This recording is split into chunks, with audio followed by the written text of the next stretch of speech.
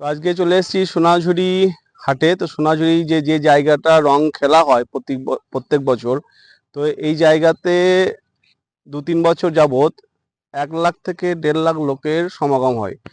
তো এই বছর তো বন দপ্তর যেহেতু প্লাস্টিক দূষণ বা বনের যে ক্ষতি হচ্ছে যে জঙ্গলে, সেইটার সেইটার জন্য এবছর হঠাৎই এই 4-5 দিন আগে থেকে কি করলো যে খোয়াই, যেটা আমরা সোনাঝুরি হাট বলি, তো সেই সোনাঝুরি হাটে এখানে দোলটা বন্ধ করে দেওয়া হলো।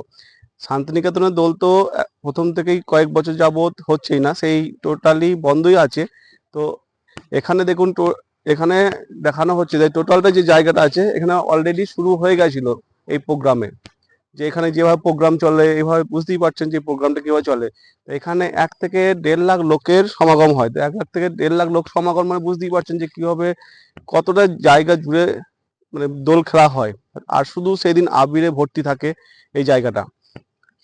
তো শান্তিনিকেতন গত 2 দিন আগেই দোল খেলা হয়ে গেছে। আর এখানে একটা নোটিশ দিয়ে দিয়েছে যে এখানে দোলের দিন শুক্রবার, পরশু দিন যেহেতু, তো সেই দিন টোটালি যানবাহন থেকে শুরু করে ড্রোন থেকে শুরু করে সব কিছুই এদিকে নিষেধাজ্ঞা আছে, কারণ এখানে দোল খেলা যাবে না। কারণ বোলপুরে যে লজ আছে সেই লজ সবকিছু বুকিং হয়ে গেছে। তো সেই বুকিং হয়ে যাওয়া সত্ত্বেও এখন পর্যটকরা কি করবে খুঁজে পাচ্ছে না, তারা এখন দিশেহারা। তো আমরা বোলপুরবাসী, আমরা যেহেতু বোলপুরেই বাড়ি, লোকাল বাড়ি আমাদের, তো বোলপুরবাসী আমরা দোলে শান্তিনিকেতন আর এই সোনাঝুরি মাঠেই এখানেই আসি আমরা। তো সোনাঝুরি আমাদের সব থেকে বড় প্রাণ।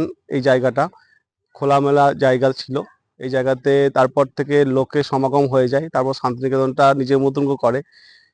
কিছুটা হলেও আমরা মর্মাহত যে এই জায়গাটা, কারণ বাচ্চাদেরকে নিয়ে দোল খেলা হয় সেটা বন্ধ হয়ে গেল। হয়তো এটা পরের বছরও, নেক্সট বছরও বন্ধ হয়ে থাকবে, সেরকম নিষেধাজ্ঞা হয়ে আছে, হয়ে থাকবে হয়তো। আর এখানে কিছুটা রুটি রোজগারের ব্যাপার ছিল, যারা দোকান করত, যারা ফুলের মালা বিক্রি করত, তো সেইগুলা কিন্তু কিছুটা হলেও তারাও মর্মাহত যে না, তাদের রুটি রোজগারটা চলে গেল। এখন বন দপ্তর যে কেন এই জায়গাটা আলোচনা নিয়ে ঠিক করতে পারতো, তাহলে হয়তো ভালো হতো। এখানে কেউ কিছু বলার জায়গা ছিল না। প্লাস পর্যটকরা যেভাবে বুকিং করেছিল লজ, যেভাবে হোটেল বুকিং করে আছে, টোটালি বোলপুর লজ সবকিছু বুকিং হয়ে আছে, আমি যেভাবে খবর নিয়েছি। তো যাই হোক, আমরা তো খুবই মর্মাহত হয়ে পড়েছি। এটা কাজটা হয়তো আলোচনা করে সব মিটিয়ে যেত, সবকিছুই মিটে আছে। তো আমরা আশা করছি যে নেক্সট বছর এই জায়গাটা আবার ঠিক হয়ে যাবে বোলপুরবাসী হয়ে। প্লাস যারা বাইরে থেকে আসেন, 1 থেকে 1.5 লাখ লোক এটা সমাগম হয়, এটা বীরভূমের মধ্যে এক অন্যতম জায়গা বোলপুর শান্তিনিকেতন।